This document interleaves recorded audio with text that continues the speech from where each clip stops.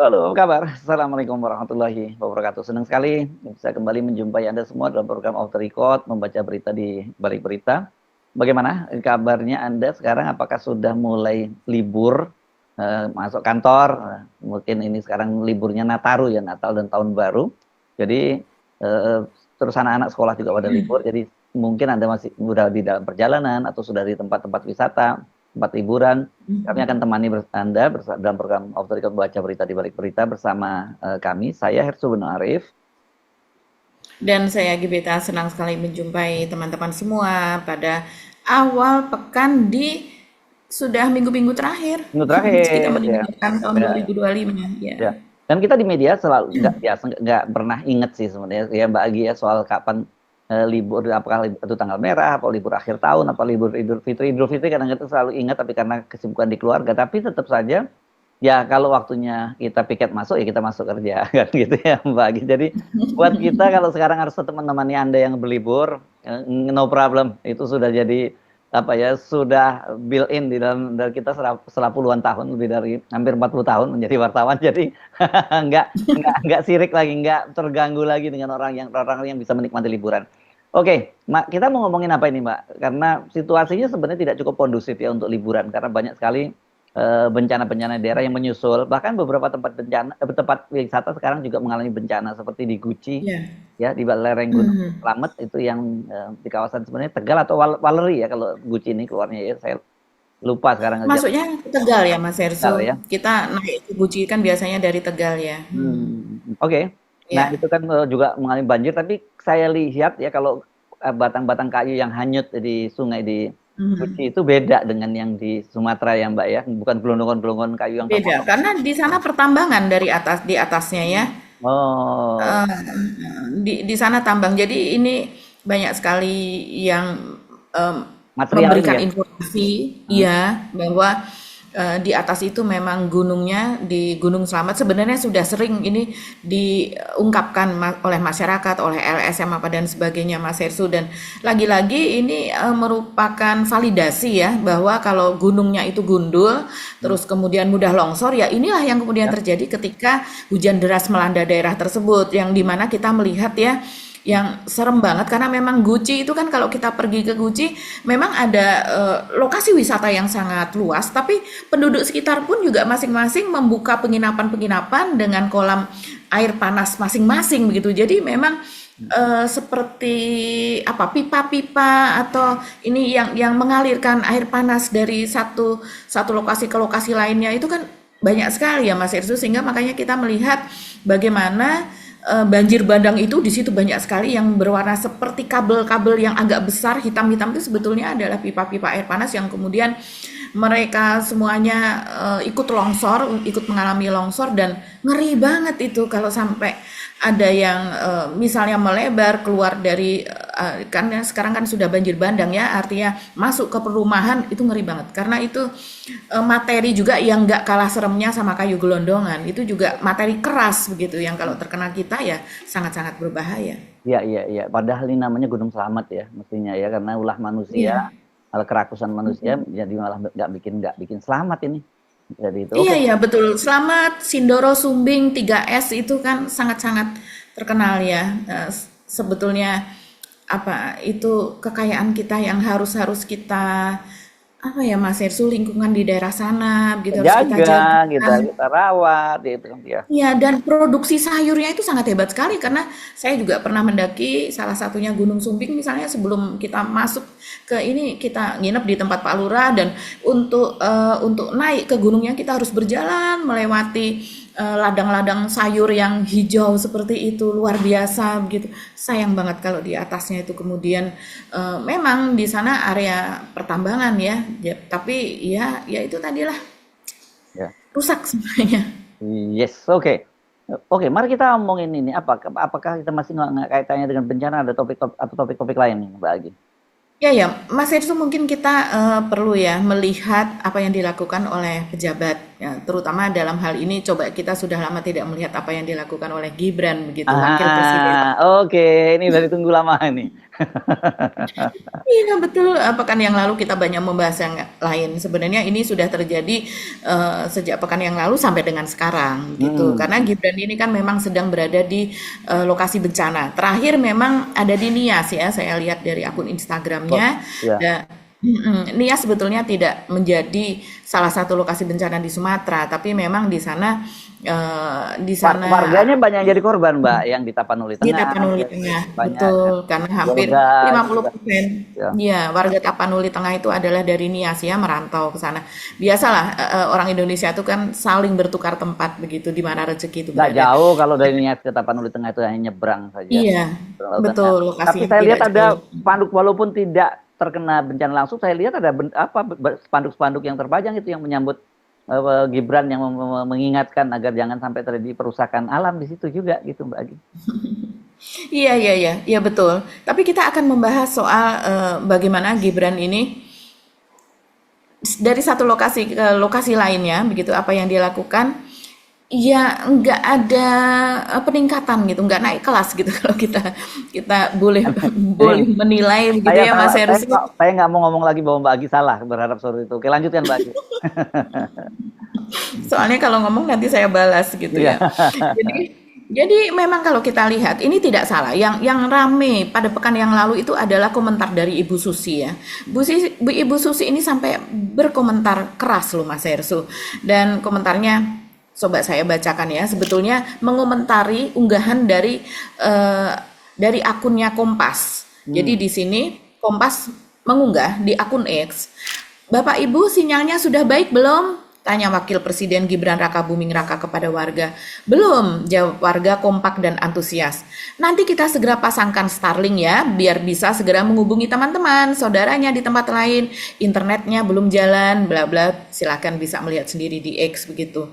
Nah, inilah yang kemudian disentil oleh Bu Susi Pujiastuti, ini mantan Menteri Perikanan dan Kelautan ya, yang kita tahu Ibu Susi ini seorang yang sangat aktif juga membantu kebencanaan seperti ini. Jadi melakukan tanggap bencana yang paling heroik itu adalah yang ketika pada saat tsunami tahun 2004, di mana kemudian sebelumnya Bu Susi ini tidak begitu terkenal gitu ya, walaupun dia sudah menjadi pengusaha besar. Tapi karena apa yang dia lakukan pada saat tsunami itu dengan membawa semua daya upaya yang dia punya, dia melakukan bantuan pertolongan, memberikan bantuan pertolongan dan sebagainya dengan membawa pesawat-pesawat kecilnya untuk menjangkau daerah-daerah terpencil, terisolir pada saat tsunami. Itulah yang kemudian terbentuk kemudian Susi Air begitu ya, karena orang-orang bule di sana bantuan dari luar negeri ketika itu kan ditetapkan menjadi bencana nasional sehingga banyak sekali bantuan asing, mereka menyewa pesawat-pesawat Ibu Susi yang mereka sebut sebagai Susi Air. Nah ini dengan pengalaman yang banyak, apalagi Pangandaran juga pernah ada bencana di Pangandaran juga ya Mas Hersu, terjadi gempa di sana dan Ibu Susi ini menjadi salah satu tokoh begitu ya yang dari sejak awal begitu memberikan tanggap bencana di sana. Nah ini Bu Susi kemudian terhadap apa yang diunggah oleh Kompas.com tadi, dia memberikan tanggapan seperti ini. Seharusnya Anda bisa datang dengan pesawat Anda, bawa Starlink 10 genset kecil, bawa Starlink 10, genset kecil 10, dan semuanya bisa langsung pasang. Tidak perlu tanya-tanya, bawa lebih pun bisa, karena memang di situ dilukiskan oleh Kompas bagaimana Gibran ini bertanya-tanya apa yang Anda perlukan, dan itu diulang terus Mas Hersu dari satu pengungsian ke pengungsian berikutnya ya Oh, itulah yang berarti dan udah ada kita masih kontekan, kerpekan yang bisa dikasih tahu. Nanti tanya ini ya, gitu mungkin ya. iya, betul. Saya rasa memang sudah disetel seperti itu begitu ya oleh Kalau di style berarti konsultannya AI dong, Mbak. gitu. Kalau di style itu kayak AI dong. Iya, kan AI, Oh AI iya dong Mas iya. Heru. Oke. Dan ya, dan kita tahu sebelum ini kan juga di tempat bencana pun dia mencatat begitu kan, mencatat. Padahal kita tahu kalau seandainya dia concern terhadap AI dan menerapkannya, nggak hanya ngomong doang, tapi memang dia eh, menggunakan AI begitu dalam kesehariannya seperti yang dia katakan, suruh orang belajar AI, coding-coding, ya seharusnya dia sudah tahu bagaimana Tahu, cara ya paling kan? efektif, nggak Iya, perlu ditulis secara manual begitu seperti tahun 80-an 90-an kan begitu. iya, Tapi ya. ini memang Ya, dan dia juga selalu bisa melakukan tanya ke AI, apa ya kalau saya mau pergi ke daerah bencana sekarang itu apa kira-kira yang perlu saya bawa, dibutuhkan. dibutuhkan gitu kan langsung begitu selesai dia tinggal tunjukin aja nih ya karena saya suka AI nih staffnya tolong bawain ini ya di pesawat saya kan pesawatnya itu pasti ngomplang dia Mbak Betul. gitu. Mhm, mhm. Iya, bahkan AI pasti mengenali dirinya dan akan memanggil Mas Wapres begitu mungkin ya, karena AI sekarang kan canggih-canggih begitu. Seperti kalau ke saya juga menyebut Mbak, Oh, seperti itu kan AI. Jadi sudah seperti berbicara dengan sahabat saja. Jadi ini itulah yang kemudian membuat Ibu Susi mungkin tergelitik ya, tergelitik untuk langsung ini tanggapannya secara langsung loh Mas Sersu. Dia mengatakan Anda itu maksudnya Gibran begitu ya. Anda bisa datang dengan pesawat Anda, bawa Starlink 10, genset kecil 10, dan semuanya bisa langsung pasang gitu. Jadi nggak usah tanya-tanya gitu. Nah ini ada yang menanggapi juga. Coba kita lihat tanggapan dari netizen biasa. Masa Wapres hanya bawa 10.000 gitu Bu? Pesawat ada keterbatasan. Kalau 1.000 mungkin terlalu berat. Minimal 10 lah sekalian jalan terbang daripada kosong, kata Bu Susi. Mas Wapres hanya bawa 10.000. Itu yang tadi saya baca lagi. Pesawat ada keterbatasan dan kemudian padahal yang diperlukan cuma omong ke bawahan dan sampai di sana tidak perlu nanya-nanya sat-set. Kata Bu Susi lagi seperti itu. Kemudian ditanggapi oleh Ismail Fahmi, dia ini adalah pemilik drone emprit ya. Dia mengatakan kalau 10 itu kelasnya drone emprit Bu, kelas Wapres bisalah 100 Starlink katanya. Kemudian dia memberikan apa semacam diagram begitulah ya. Di sini kemudian Dandi Laksono, salah seorang jurnalis senior yang dia juga membuat banyak film-film dokumentasi tentang kebencanaan, tentang rusaknya lingkungan hidup dan sebagainya. Dia mengatakan niatnya memang konten kampanye katanya. ya tapi kan konten kalau bawa Starlink lebih bagus lagi loh Mbak kan lebih Iya, betul. Ada lagi yang mengatakan, seharusnya Anda juga berpikir bahwa bawa genset, nanti pasokan solarnya secara konsisten bisa nggak? Uang jalan aksesnya aja susah, Bu. Oh, ini mengkritisi Ibu Susi nih, membela Gibran ya. hmm, Kemudian, tapi netizen menjawab seperti ini, Mas Etu. Para relawan non-pemerintah yang juga bawa genset bisa loh mendapat solar dan premium selama mereka berada di beberapa lokasi bencana. Kalau untuk level Wapres, saya kira lebih bisa untuk memobilisasi bahan bakar ke lokasi-lokasi bencana. Ada juga yang mengatakan buzzer goblok katanya. Wapres punya semua resource itu harusnya dimanfaatkan langsung bukan malah gimana ya nanti solarnya konsisten apa enggak gitu. Wah, ini nanti minta kalau Mas kebanyakan editor. mikir nanti kebanyakan mikir apa nanti nggak jalan-jalan itu kan kata bapaknya kan harusnya jangan mikir-mikir-mikir tapi kerja-kerja-kerja. Iya. Masalahnya Mas Hersu, yang namanya Starlink itu sudah dibawa oleh Ferry Irwandi, timnya Ferry Irwandi itu pada pekan kedua kalau tidak salah ya, itu dia sudah membawa Starlink pasang sana sini, apa sudah sangat viral ketika penduduk diberikan Starlink pertama kali itu. Kenapa Bapak ingin ada komunikasi? Karena saya ingin memberitahu saudara saya bahwa saya masih hidup. Itu sangat ini sekali ya, menyentuh sekali. Hanya ingin karena saudara saya pasti mencari saya. Itu bikin banyak orang nangis. Begitu juga tidak perlu influencer yang sebesar atau setenar Ferry Irwandi. Banyak sekali yang juga influencer daerah, bahkan tidak perlu orang dari Jakarta datang ke sana, yang ada di sekitar Sumatera juga, dari kota-kota lain itu membawa Starlink, Mas Hersu. Jadi mereka langsung nggak usah pakai tanya-tanya apa, sudah pasti tahu seperti kata Mas Hersu tadi. Kita yang namanya di Jakarta saja, misalnya kebanjiran, itu telekomunikasi mandek, stop, kemudian PLN stop apa dan sebagainya. Orang perlu genset, orang perlu Starlink begitu. Jadi yang hal yang nggak separah seperti yang ada di Aceh, Sumbar atau di Sumatera begitu saja. Kita sudah tahu kebutuhannya, jadi itu kebutuhan pokok yang nggak perlu ditanya begitu. Aneh juga ini.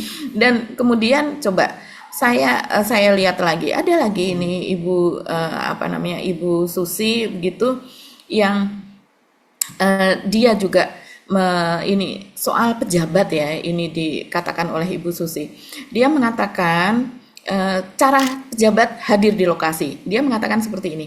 Ganti narasi negara hadir atau pejabat hadir dengan hadirkan di lokasi bencana nasi padang, roti selai, Dunkin Donut, McDonald, roti mari, susu, air minum, lilin, selimut, Starling, dan lain-lain.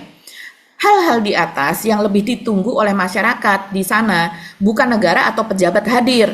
Ini Ibu Susi pakai ini berapa ini? Banyak ini, ada 5 mungkin ya, tanda seru begitu. Saking keselnya mungkin, saking geram ya Mas Ersu. Kemudian ada lagi yang menanggapi seperti ini. Betul Bu, pejabat hadir hanya di tempat-tempat yang sudah ada dapur umumnya. Di tempat yang terisolasi nggak ada hadir pejabatnya. Kata Bu Susi langsung menanggapi dengan @Prabowo, supaya Pak Prabowo membaca komentar itu. Pejabat itu yang dibutuhkan itu skill manajemen resikonya yang benar. Tak usah hadir nggak apa-apa. Yang penting masalahnya tertangani. Kalau cuma hadir buat foto-foto, panggul beras, dan omon-omon, mendingan mereka para pejabat tidur aja di rumah mewah, biarkan korban bantu korban, susah amat para pejabat jadi manusia baik. Ini banyak sekali yang menanggapi ya, kalau Ibu Susi sudah mulai menyentil-nyentil seperti ini, dan saya rasa Ibu Susi ini pasti geram sekali sih memang keadaan seperti ini. Banyak sekali juga unggahan-unggahan dari pihak lain, dari netizen lain, itu yang di-repost oleh Ibu Susi, termasuk diblokirnya bantuan dari internasional, begitu ya. Kemudian misalnya dia juga merepost unggahan dari Tempo, yaitu soal biang kerok banjir Sumatera, bagaimana banjir dan tanah longsor menghantam 3 provinsi Pulau Sumatera, itu turut menghanyutkan gelondongan kayu ke hilir, membuktikan biang kerok banjir, penggundulan hutan, dan kemudian bla bla bla dan sebagainya, bisa dilihat sendiri. Jadi akhir-akhir ini Ibu Susi yang biasanya tidak terlalu intensif gitu mengunggah unggahan di X ya, dia biasanya ini belakangan ini sehari bisa 2 kali Mas Ersu, karena memang mungkin apa yang terjadi sekarang ini nih, semua orang tuh bangun tidur pun apa sih update-nya soal bencana, apa sih, ingin tahu semuanya, karena memang penanganannya ini yang membuat orang gerah dan geram. Ya. Oke, Mbak Agi, tapi apa yang dilakukan Gibran selain dia mengunjungi para korban dan kemudian menanyakan perlu Starling atau tidak gitu? Ya, itu kan Bu Susi mengatakan itu sudah tanggal berapa ya? Tanggal 17 atau 18, tanggal 18 ya. Sesudah itu kan ada unggahan-unggahan Gibran. Ya tetap tanya-tanya, Mas Ersu. Ya tetap tanya-tanya, ya tetap ngobrol. Seperti tadi katakan, daripada yang hadir itu pejabat, mending langsung gelontorkan gitu. Yang kita tahu ya, ini Gibran kan dengan pengawalan ratusan orang begitu. Ratusan orang, pengarahan orang untuk seperti menyambut dia. Jadi ya memang seperti dia mendatangi sebuah lokasi yang kalau orang yang ada di sana, misalnya mendatangi sebuah lokasi yang memang sangat-sangat parah, begitu kan kelihatan. Nggak bisa kita jalan berombongan sampai ratusan begitu. Nah, dia mengatakan bahwa datang ke PD Jaya, salah satu lokasi yang terparah. Memang betul PD Jaya salah satu lokasi yang terparah begitu. Saya pun dulu pada masa agam apa dan sebagainya juga keliling-keliling tuh ke PD begitu, ke Sigli, ke PD Jaya, ke tempat-tempat pengungsian yang ketika itu kita tahu ya, tempat-tempat pengungsian itu memang diawasi oleh GAM ketika itu. Nah, tapi yang didatangi oleh Gibran, walaupun dia mengatakan PD Jaya termasuk yang paling parah, tapi kan dia tidak mendatangi yang daerah betul-betul paling parahnya gitu. Jadi masih yang bisa terjangkau orang jalan, terjangkau oleh pengamanan ratusan orang itu tadi, dan bahkan mungkin malah ribuan gitu ya. Dan ini apa yang dilakukan Gibran ini, banyak sekali yang komentar. Saya pengen supaya kalau saya konten ini ditonton oleh para pejabat, supaya mereka kalau enggan gitu membaca sendiri di Instagramnya, coba saya bacakan. Ini ada di Instagramnya Gibran ya, walaupun Instagram Gibran itu dipenuhi dengan buzzer, tapi tetap banyak berimbang komentar dari netizen begitu, dari rakyat. Dia mengatakan seperti ini, netizen. Kira-kira di sini perlu makanan, internet, dan listrik nggak, ibu-ibu? Pakai ditanya katanya. Lu datang ngapain doang di situ untuk bikin konten beginian? Mending mandi terus tidur di hotel aja Mas, daripada repot-repot datang tanpa solusi. Yang ngerusak disikat dulu, suruh gotong royong. Kalau yang ngerusak tetap keliaran, yang banjir lagi. Kumaha pemimpinku ini. Sibuk buat konten, sudah disentil Ibu Susi, masih tahan malu.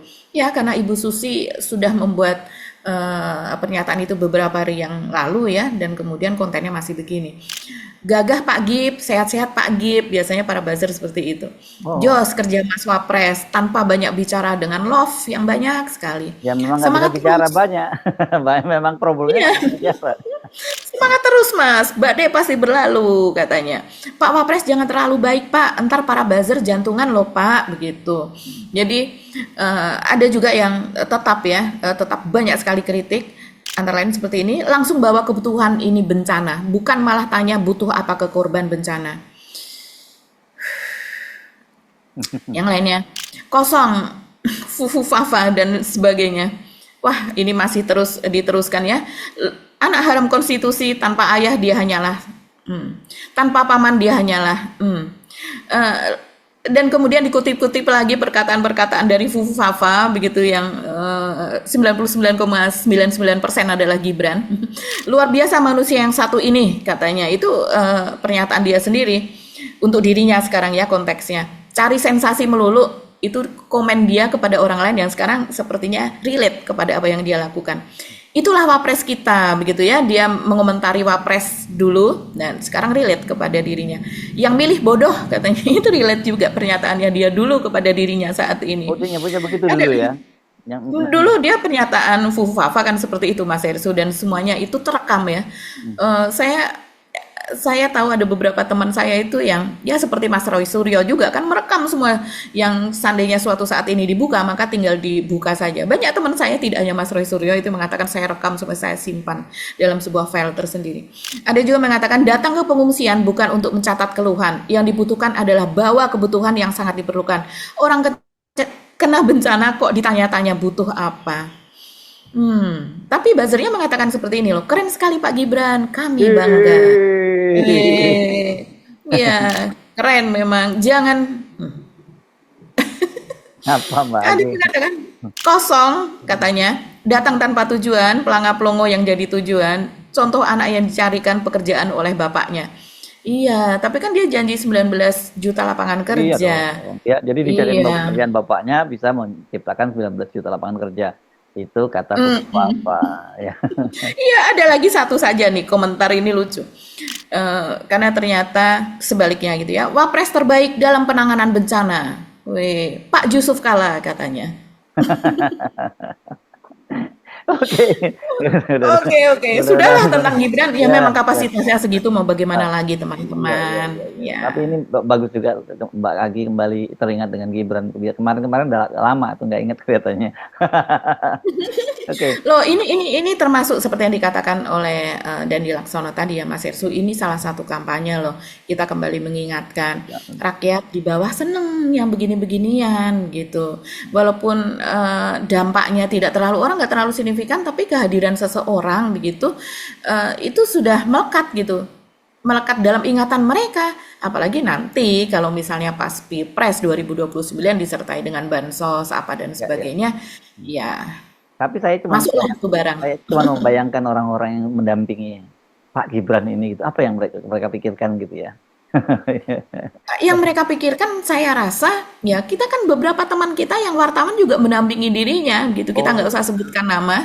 oh, Tapi mereka adalah orang-orang yang juga pernah tampil di televisi tiap hari menjadi penyiar, juga bisa dikatakan senior sebagai sebagai produser, sebagai jurnalis begitu kan.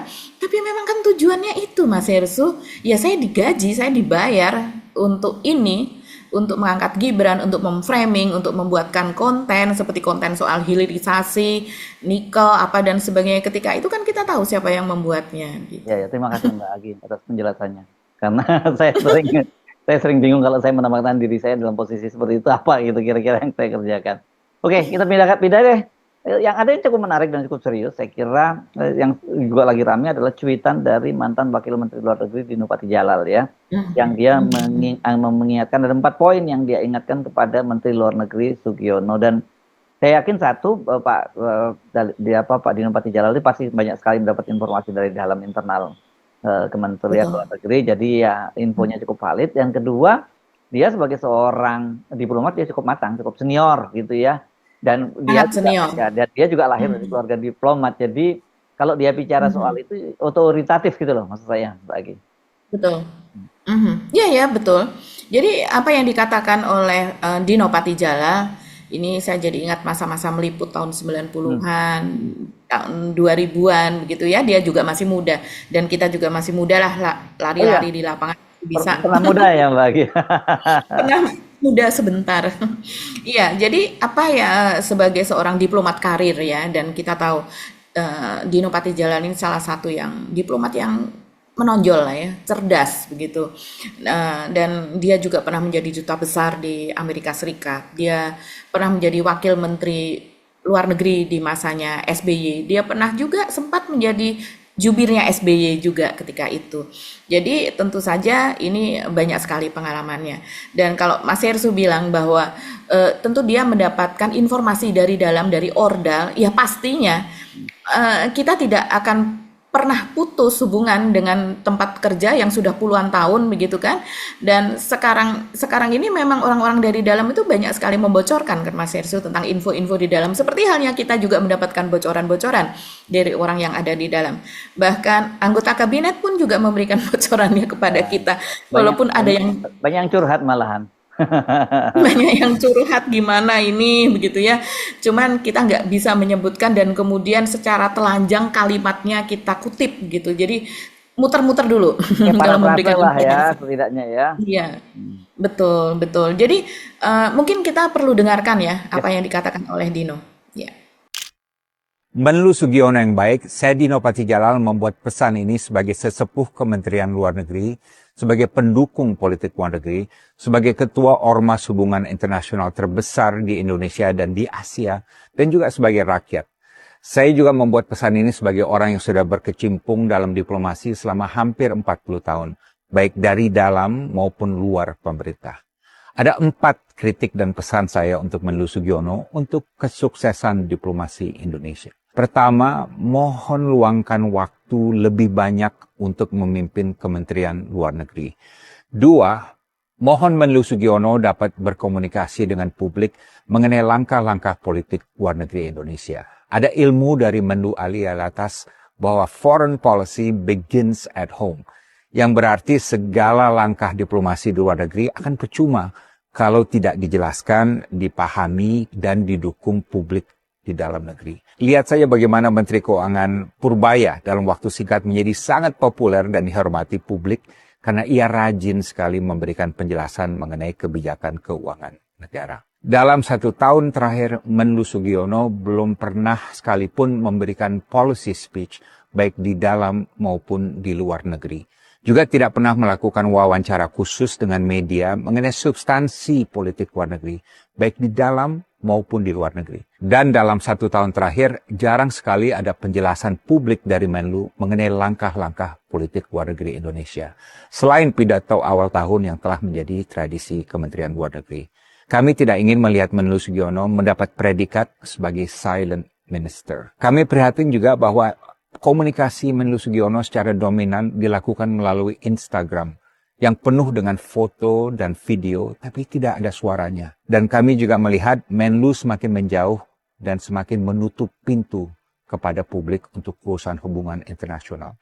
Dalam Conference on Indonesian Foreign Policy yang merupakan konferensi politik luar negeri terbesar di dunia, ribuan pemuda dan mahasiswa Indonesia datang dari berbagai provinsi khusus untuk mendengar pembahasan mengenai politik luar negeri. Namun semua surat, telepon, WhatsApp, permohonan pertemuan, dan lain sebagainya sama sekali tidak direspon oleh Bapak Menlu Sugiono selama berbulan-bulan. Dan pengalaman saya, Menlu negara manapun, kalau mereka tahu ada konferensi politik luar negeri di negara mereka, apalagi sebesar ini, yang terbesar di dunia, mereka akan langsung membatalkan semua agenda lain untuk bertemu dan meladeni konstituen dalam negeri mereka. Sebelumnya juga dalam konferensi ASEAN for the People's Conference yang merupakan inisiatif dari rakyat Indonesia sendiri dan perhelatan ASEAN terbesar di Indonesia tahun ini, Menlu Sugiono juga tidak hadir. Padahal Menlu Thailand Sihasak menyempatkan diri untuk hadir di konferensi itu sewaktu melakukan pertemuan bilateral dengan Menlu Sugiono di Jakarta. Kami ingin agar Menlu Sugiono dapat berubah dari Menlu yang absen menjadi Menlu yang hadir dalam urusan hubungan internasional di dalam negeri. Dan kami sungguh berharap dalam 4 tahun ke depan, Menlu Sugiono bisa secara rutin, kalau bisa setiap minggu, berkomunikasi dengan rakyat melalui pidato publik atau policy speech, baik di dalam maupun di luar negeri. Karena itulah tugas utama seorang Menlu. Kalau ini tetap tidak dilakukan, maka Menlu dan Kemlu akan kehilangan wibawa dan kredibilitas dan akan dianggap remeh.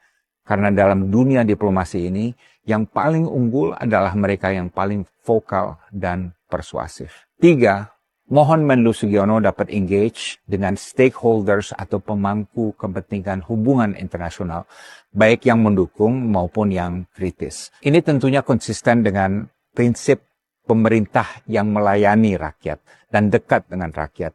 Sekarang ini kami sebagai konstituen hubungan internasional merasa Menlu Sugiono jauh sekali dari kami. Tidak komunikatif, tidak responsif, tidak accessible. Misalnya, undangan terakhir dari berbagai ormas hubungan internasional kepada Menlu untuk berdialog dan menerima masukan dari mereka tidak pernah diladeni. Dan ini disayangkan karena tahun 2029 nanti kami sebagai konstituen politik luar negeri ingin sekali memberikan rapor yang bagus kepada Menlu Sugiono. Tapi ini tidak akan terjadi secara otomatis. Trust, respect, dan support from the stakeholders is something you have to earn. Dan azas yang selalu dipegang Menlu-Menlu terdahulu adalah never burn your bridges. Karena kalau ada masalah nanti, tidak ada orang yang akan membela Anda. 4, Menlu Sugiono dapat bersikap terbuka, welcoming untuk bekerja sama dengan akar rumput hubungan internasional. Saya paham tugas utama Menlu adalah untuk membantu Presiden, tapi ini tidak berarti memunggungi rakyat. Bahkan 2 hal ini sebetulnya saling mendukung. Kalau ada inisiatif dari ormas hubungan internasional, kami berharap Menlu dapat responsif. Jangan sampai ada kontradiksi di mana Menlu di forum internasional selalu menyerukan pentingnya kerjasama, tapi dalam kenyataannya sangat susah sekali diajak kerjasama. Dalam dunia diplomasi, inisiatif bisa datang dari pemerintah, dari atas, tapi juga bisa dari bawah, dari ormas dan dari akar rumput. Alangkah indahnya kalau kita semua bisa bekerja sama dan bergotong royong. Jujurnya, dari pengalaman saya berdiplomasi, gotong royong antara pemerintah dan ormas hubungan internasional inilah resep sukses dari politik luar negeri. Demikian saya membuat pesan ini karena kami ingin melihat Menlu Sugiono sukses. This is a message of love and support for you. Saya mohon maaf komunikasi melalui social media, namun saya tidak ada pilihan lain karena semua jalur komunikasi dengan Menlu Sugiono efektif terblokir selama berbulan-bulan dan kami tidak ingin hal ini terus berlangsung.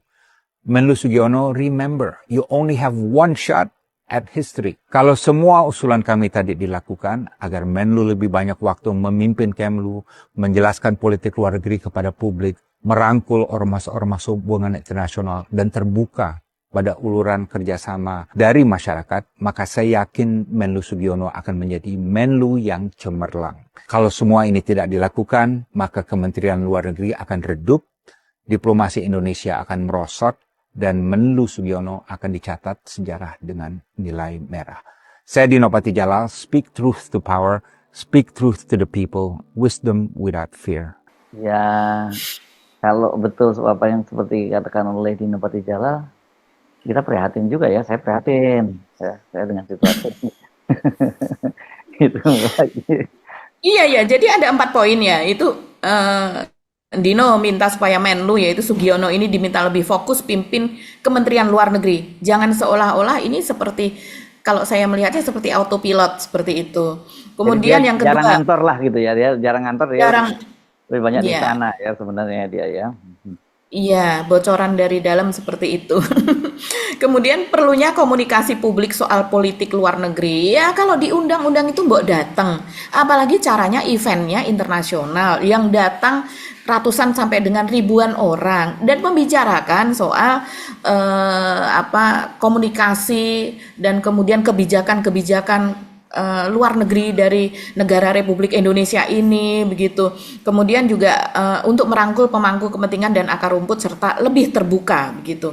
Jadi selama ini komunikasi oleh Dino Patijalal ini, Mas Hersu, itu lebih banyak lewat Instagram ya, dan berbicara kepada masyarakat, kepada khalayak itu lewat Instagram, bukan lewat misalnya konferensi pers terus kemudian tanya jawab dengan media yang kemudian bisa dikemas dan disampaikan kepada masyarakat begitu ya. Bahkan Dino tadi mengatakan sebagai silent minister, jangan sampai itu terjadi, dia dianggap sebagai silent minister, karena sesungguhnya Menteri Luar Negeri itu adalah jubir dari negara kepada pihak luar, dia menjadi juru bicaranya negara kita gitu. Dia juga, Dino mengatakan untuk urusan hubungan internasional itu kan memang tupoksinya, tugasnya begitu. Dan dia mengatakan ada setidaknya 2 event internasional pada tahun ini. Yang satu adalah Conference on Indonesian Foreign Policy, ya, yang itu diikuti oleh konferensi politik luar negeri yang terbesar, dan ada ribuan pemuda dan mahasiswa Indonesia yang mengikuti karena ini konferensi begitu, yang membahas mengenai politik luar negeri Indonesia, berbagai kebijakannya, dampaknya apa dan sebagainya, tahapan-tahapannya seperti apa begitu, impactnya ke Indonesia sendiri maupun ke dunia luar dan sebagainya. Tapi sama sekali undangan untuk kedatangan Pak Menteri Luar Negeri ini, kata Dino, tidak direspon, baik itu lewat email, baik itu lewat WA, baik itu lewat telepon begitu. Jadi mampat komunikasinya, tidak direspon oleh Pak Menlu Sugiono katanya. Kemudian juga bahkan untuk keinginan untuk bertemu, audiensi dan sebagainya itu juga tidak ada jawaban, Mas Hersu. Ini aneh ya, kalau setahu saya, apalagi dulu Pak Alex, Pak Alatas dulu ya, kita Ali menyebutnya Alatas. Pak Ali Alatas, kita manggilnya Pak Alex gitu. Bahkan dari jauh Pak Alex gitu, dia dada-dada. Jadi sangat cair sekali. Dan dia biasanya kepada wartawan ada 2 yang disampaikan kalau ketika saya masih menjadi wartawan di istana. Ada yang formal dan wartawan menepati, ini yang bisa kalian tulis gitu. Ada yang formal bisa ditulis, dan dia dengan sikap yang formal juga sebagai Menlu gitu karena direkam. Kemudian yang satu lagi adalah yang tidak untuk ditayangkan, jadi off the record begitu. Jadi dia kasih kisi-kisi background information sebagai background informasi supaya kita cerdas gitu. Supaya jadi itu alasannya Pak, iya ini begini nih begitu ya. Tapi secara formal itu tidak bisa diungkapkan begitu saja dengan telanjang alasan dari kebijakan Indonesia ke luar negeri atau terhadap sesuatu hal gitu. Jadi memang itu yang harusnya dilakukan gitu. Kemudian ada lagi acara satu lagi yang disebut perhelatan ASEAN terbesar Indonesia tahun ini, itu juga tidak konferensi ASEAN for the People's Conference. Salah satunya ini yang saya tangkap adalah misalnya ada sesi ya, ASEAN and Australia, Friends, Partners, and Neighbors. Jadi antara ASEAN dengan mitra-mitranya yang lain di luar ASEAN. Jadi ini penting juga karena itu termasuk perhelatan terbesar untuk anggota-anggota ASEAN. Dia juga tidak hadir. Kok bisa ya? Ini biasanya bahkan sebelum ini tuh biasanya menteri, kalau dulu ada event-event internasional seperti ini begitu, baik dari humasnya, jubirnya, menterinya sendiri, itu ada sesi sebelum acara itu berlangsung dulu ya, zaman dulu, itu menjelaskan kenapa akan ada acara ini, jadi supaya kita juga greget untuk meliputnya dan tahu backgroundnya. Dan biasanya mereka itu hadir dalam level yang disebut sebagai SOM ya, Senior Official Meeting gitu, yang disebutkan ya, mewakili itu.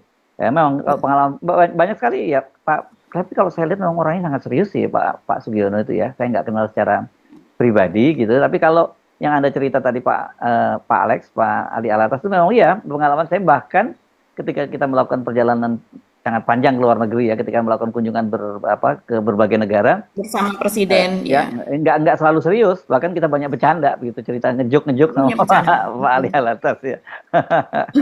Dan itu mendekatkan beliau dengan para wartawan. Jadi mungkin style yang, kalau soal style kita mungkin nggak persoalkan ya Mbak Agi ya, soal ada orang yang lebih pendiam, ada orang yang lebih banyak bicara soal ngejuk dan sebagainya. Tapi kalau kemudian itu juga mereka ya, apa dianya itu jarang hadir dalam forum-forum internasional, ya ini yang menurut saya menjadi pertanyaan juga gitu, apakah dia meneladani Pak Jokowi gitu sebelumnya yang sangat jarang hadir, terutama dalam pertemuan di PBB gitu.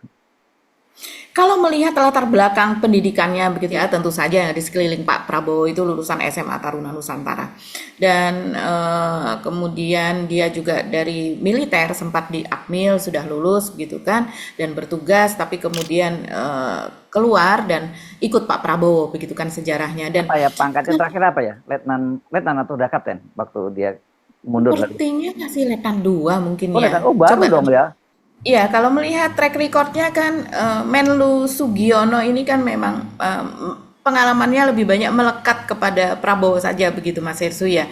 Tadi saya sempat cek lagi apakah betul keluar dari militer dengan pangkat Letnan 2, ternyata Letnan 1 Mas Hersu. Ya, koreksi ya. Jadi saya baca saja, Menlu Sugiono adalah mantan prajurit TNI Angkatan Darat yang pangkat militernya terakhir adalah Letnan 1. Setelah lulus dari sekolah perwira dan bertugas di Kopassus sebelum pensiun dini pada tahun 2004, ia kemudian terjun ya ke dunia politik, bergabung dengan Partai Gerindra begitu ya. Dan sementara untuk sekolahnya dia dulu S1-nya di Norwich University itu di Amerika Serikat. Dan kemudian juga sepanjang yang kita tahu atau sependek yang kita tahu gitu, beberapa pengalaman Sugiono ini adalah ikut mengurusi bisnis Pak Prabowo begitu ya, karena memang namanya ada sebagai komisaris di mana atau pejabat di usaha atau perusahaannya Pak Prabowo.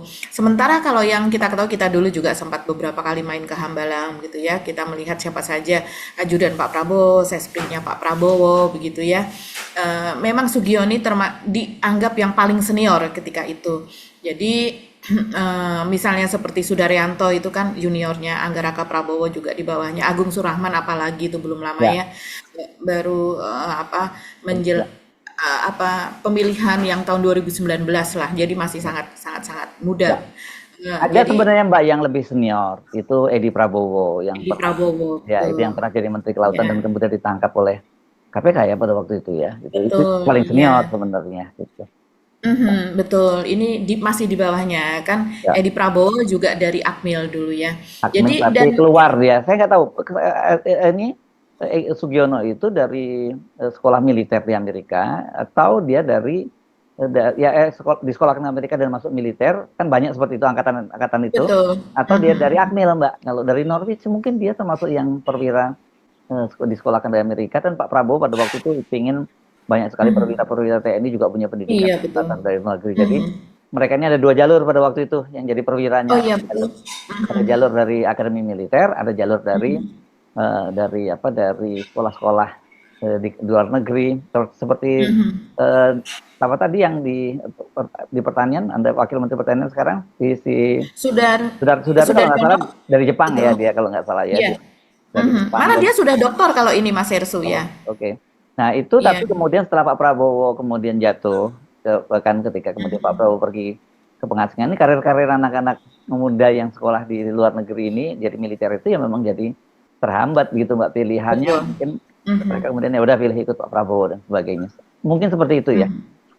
Iya, dan kalau kita melihat seorang Menlu selama ini kan memang lebih banyak, walaupun itu jabatan politik, tapi lebih banyak dipegang oleh mereka yang karir lah, jabatan karir begitu ya Mas Hersu. Seperti ya baik menterinya maupun wakil menterinya seperti Dino tadi begitu, atau Hasan Wirayuda, Retno Marsudi begitu ya. Jadi memang jomplang, kita lihat pun ya kita nggak perlu basa-basi, memang jomplang, apalagi peran dari Ibu Retno Marsudi cukup lincah begitu, dan kedekatannya dengan wartawan gitu, misalnya dengan seperti misalnya makan bersama, semacam coffee morning dan sebagainya, itu kan sesuatu hal yang sangat biasa sih sebetulnya untuk jabatan-jabatan menteri yang dia berperan sebagai jubir begitu. Misalnya seperti Seskap atau apa atau Mensesnek lah, Mensesnek begitu ya. Kita kemudian ngopi bareng itu sesuatu hal yang biasa, Ya. tapi sepertinya itu tidak berlaku di zamannya Sugiono ini. Dan Ya. kita tahu Sugiono memang apa ya Mas Yersu, pengalamannya sebenarnya pengalaman yang signifikan sehingga dia layak untuk atau pantas begitu ya berdasarkan pengalaman, kapabilitas, experience-nya dia sehingga dia menjadi menteri luar negeri itu kan kita sulit untuk mencarinya begitu. Tapi kita tahu bahwa Pak Prabowo sepertinya memang meletakkan orang-orang yang dia percaya baik dia punya capability maupun tidak, tapi eh, di tempat-tempat yang strategis karena untuk ngejagain gitu ya, istilahnya untuk ngejagain Pak Prabowo ya. Kita tahu kalau seandainya terjadi sesuatu kritis apa dan sebagainya Pak Prabowo kemudian terjadi sesuatu dia tidak menjabat lagi atau ini sebagai presiden kemudian dalam masa tenggang itu dipegang oleh triumvirat yaitu Menteri Dalam Negeri, Menteri Luar Negeri dan Menteri Pertahanan. Di situ peran dari Sugiono menjadi sangat penting gitu dan kemudian juga kita tahu dari tiga itu yang satu dipegang oleh menterinya Jokowi begitu. Kita tahu Pak Tito Karnavian ini adalah orangnya Jokowi yang tentunya nggak main-main ya Pak Tito tetap ditaruh di situ begitu. Kenapa bukan orangnya Prabowo begitu yang ada di Menteri Dalam Negeri ya karena masalah triumvirat itu saya rasa begitu. Sementara yang dua lagi adalah orang kepercayaan dari Prabowo. Kalau Menteri Pertahanan tentu saja sangat-sangat capable begitu. Tapi untuk yang Menteri Luar Negeri ini memang dari awal orang banyak mempertanyakan bahkan ketika itu ada event juga, event yang berskala nasional dan juga mungkin bisa dikatakan event besar juga yang digagas oleh komunitasnya Dino Patijalal, oleh organisasinya dia, yang kemudian kita masih ingat ya Sugiono ini didapuk untuk memberikan speech, untuk memberikan pidato dan kemudian itu banyak